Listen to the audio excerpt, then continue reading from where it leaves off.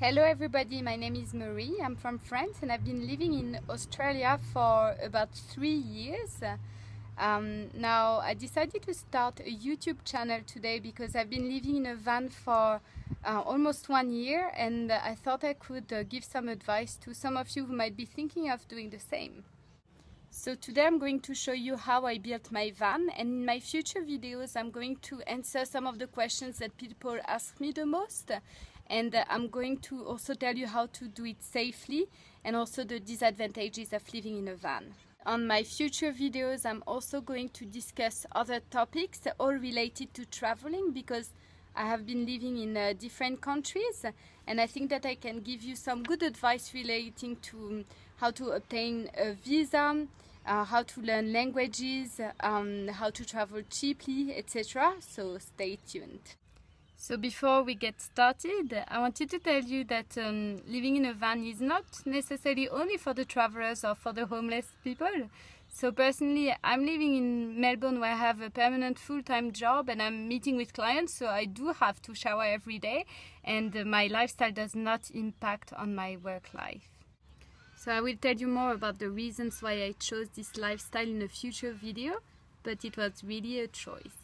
A friend even sent me a video yesterday about a millionaire who lives in a van. His name is Daniel Norris, so you can Google it if you're curious.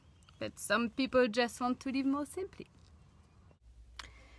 So as you can see, I chose a van without windows in the back. It really reduces visibility when you're driving, but you get used to it, and I can tell you I'm a very safe driver in that van now. The reason why I didn't want windows is because you don't want people to suspect someone is living in it. From the outside, my van absolutely looks like a tradies van with tools and all these things on the front seat.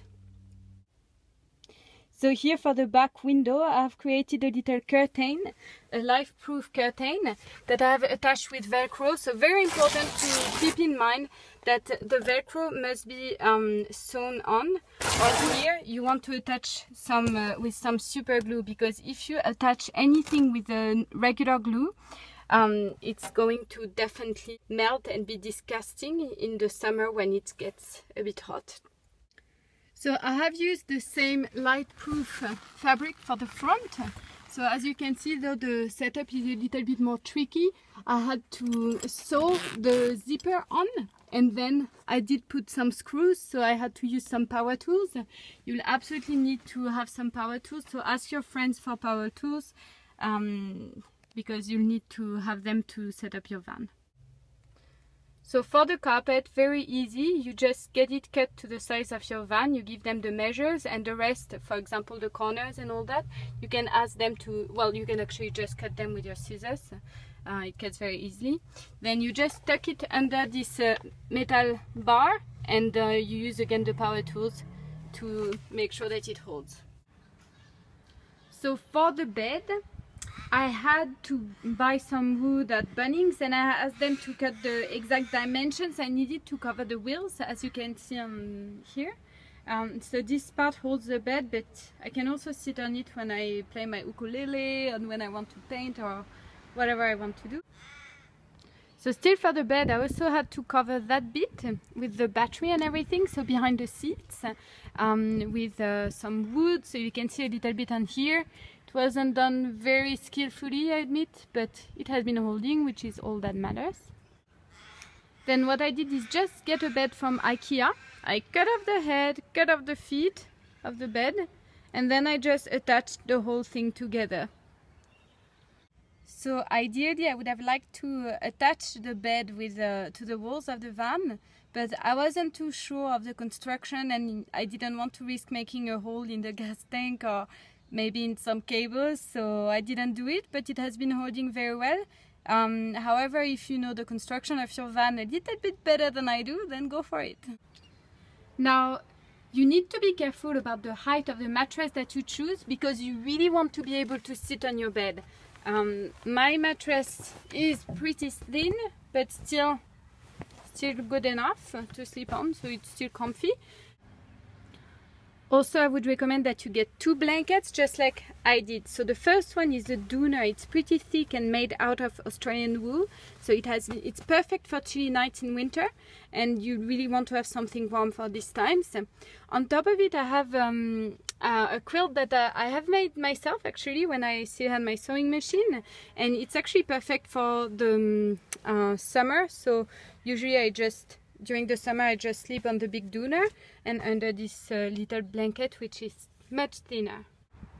Also, make sure that your bed is high enough so that you can store things under your bed, because you already don't have much room in your van, so you need to make the best use of it.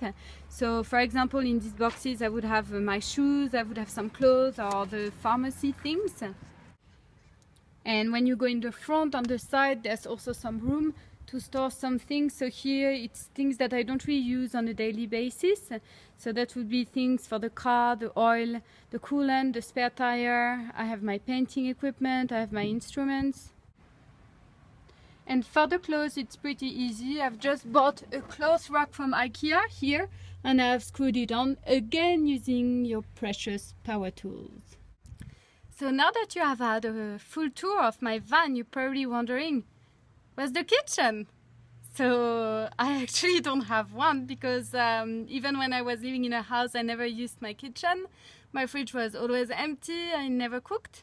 But I'm gonna tell you in another video, if you're interested, how to install a refrigerator and how to install a stove, because you can definitely have all that in your van.